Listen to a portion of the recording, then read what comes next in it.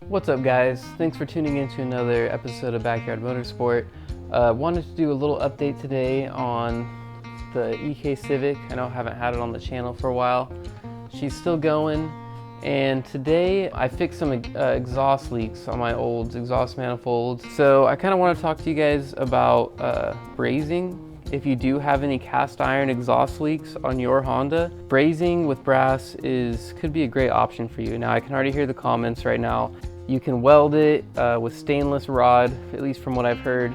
But if you don't know anything about cast iron, you definitely shouldn't try to MIG weld it because you could actually shatter the cast iron. So one thing that I found was easy, at least with fixing some exhaust leaks on cast iron, is just brazing it. So if you're good with a torch, I guess this is my little disclaimer. If you've never used a torch before, I guess try to find someone who does know how to use a torch and maybe ask them for some advice and get trained up on it before you just go into using one by yourself, because it can definitely be dangerous.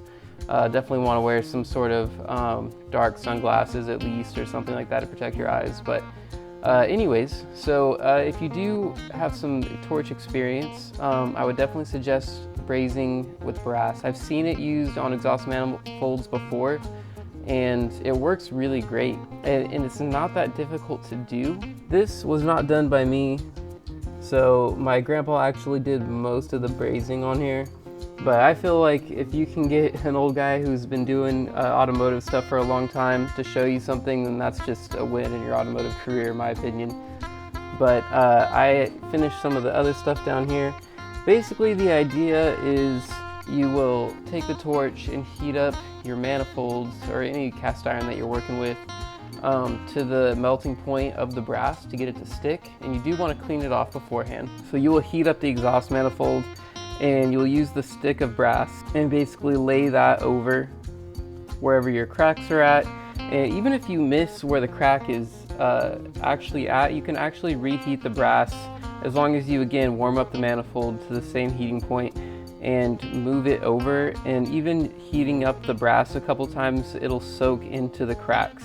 So that's super nice. And as you already noticed, I do have another exhaust manifold on here. The reason I'm switching it back out, number one, this isn't the original exhaust manifold. This is a Civic DX exhaust manifold.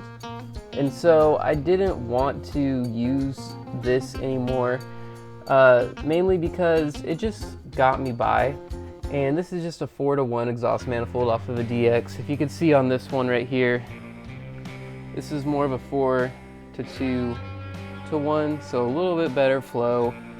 The sensor in this one is still good, so I actually have a check engine light because the sensor in the other one would not come out, and it's honestly just a manifold I'd let sit in the dirt for a long time. It was just a part that honestly I didn't know if I would ever use again. So I basically ruined the manifold, or the sensor on the manifold on that one. So that was my own doing. So today I'm going to be removing the exhaust manifold and replacing it with this one. If you guys have any questions about brazing, hit me up. Brass, it gets kind of a bad rap, but it's, just because it's an old school method, but it's actually really strong.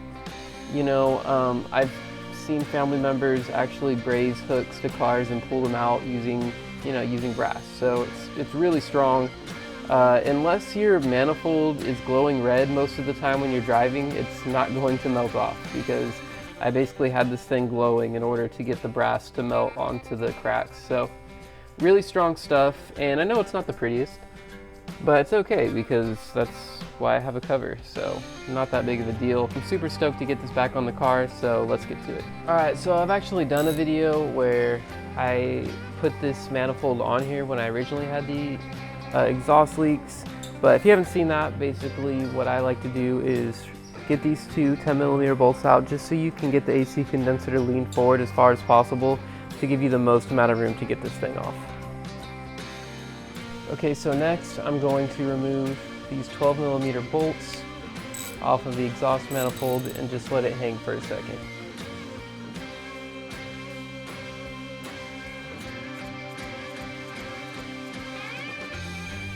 Alright, so as you can see, I got the manifold off. This is about a week later than when I first started taking it off, because I ended up rounding off one of the nuts holding on to the manifold, and I ended up torching off the nut Probably not a good idea to run a torch that close to the motor. Probably should have got some vice grips on it and tried getting it off that way, but I think the head is all right. There's the stud that I had to torch off. Let's see if I can get it back on now.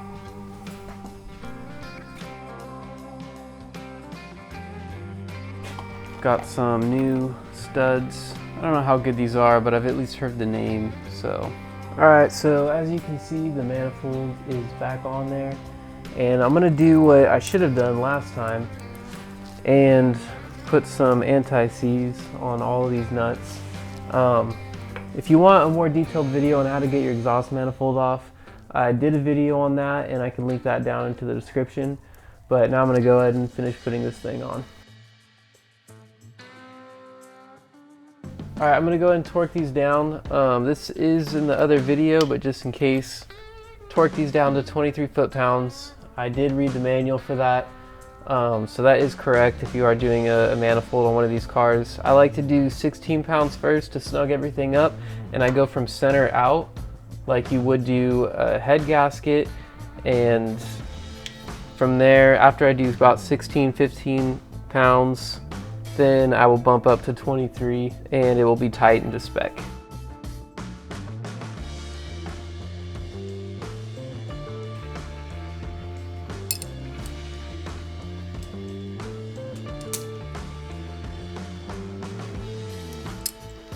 Alright guys, something I'm going to do is put a cap and rotor on the car. That's this right here.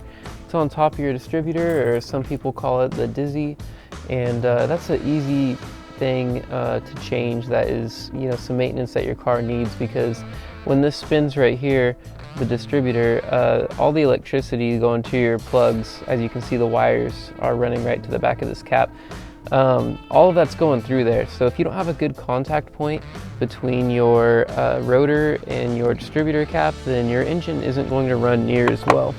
Now, I got some part for this from CarQuest. Big fan of CarQuest. If you check it out, this one here, the cap is made in, I don't know if you guys can see that, maybe not, but this one is made in Mexico, and I like that. And then the rotor over here is actually made in Japan, and I really like that. So I think anytime that you can avoid putting Chinese parts on your car, that's a win. I do still go to AutoZone and O'Reilly, but you know they're peddling most of that Chinese stuff. You know what it is. CarQuest to me seems to have a lot of the better stuff. So just something I like to use. This is a really easy job. The main thing is that you don't want to mix up where your wires go. So you could actually remove the cap first. There's just 3 bolts, and they don't come all the way off. They actually are a part of the cap. So you'll take them off until they're loose, and you'll leave them on the cap.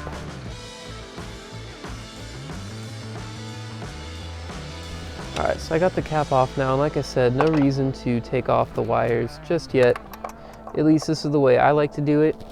And this way you can just take your new cap, make sure not to lose your gasket. You can just take your new cap and transfer these one at a time, and this way there's no possibility of mixing them up, because obviously it kind of goes without saying, but mixing up these plugs is going to be a big no-no. You can see here, this goes on that top left corner, so I'll just put that right back on the new one. This way, it just kind of makes it a little easier not to mix up your wires. Alright guys, so I'm going to take that rotor off.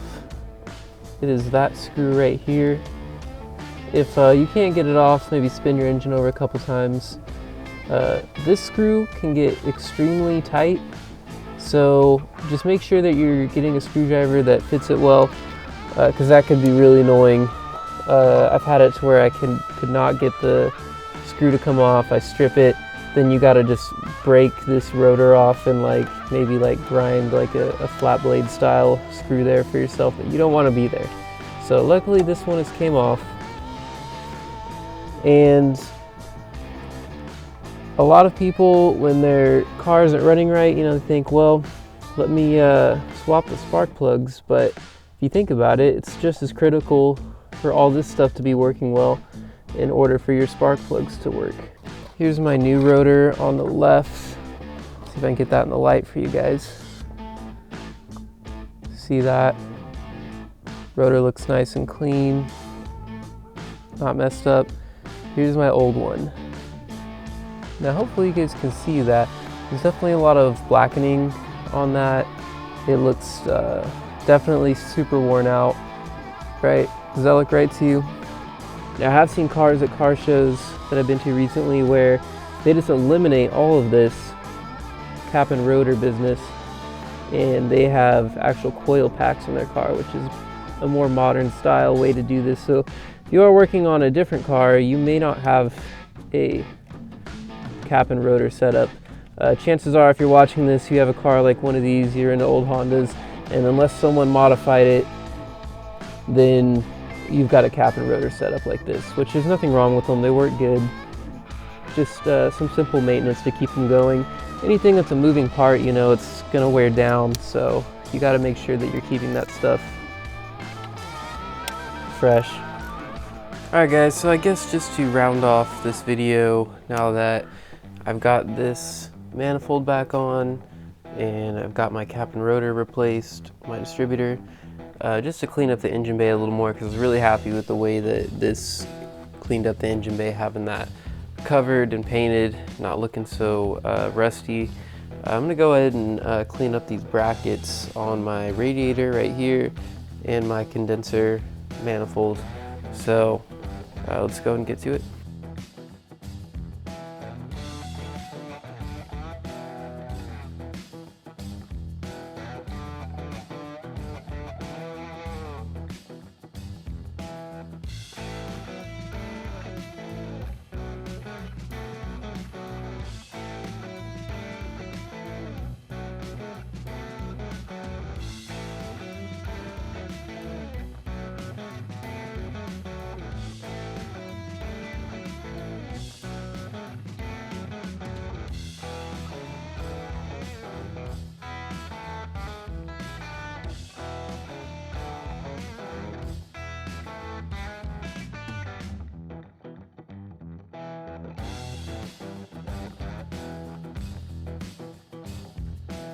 Alright, well, here are my results here.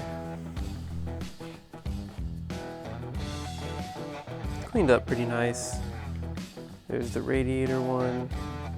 This one was black. I was gonna paint it, but honestly, I'm kind of liking just the cleaned up look. These might rust really fast because it's just bare metal now, but I'm gonna go ahead and run it and see if it does, because I kind of like the way it looks. If they do rust, I'll paint them, but for now, I think that'll be nice. Alright, right now I'm just taking a red pad and kind of going over my fuel injectors. Luckily, on this car, the rust isn't too built up, and it's actually coming off fairly easily. You can kind of see that on the side right there, just that little bit already took off some. There's the result of that. Cleaned it up quite a bit. Here is the results of all that.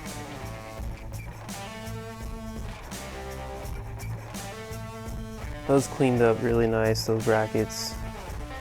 And having that exhaust cover painted really cleaned it up. And you know, I probably started going a little crazy with the injectors and everything.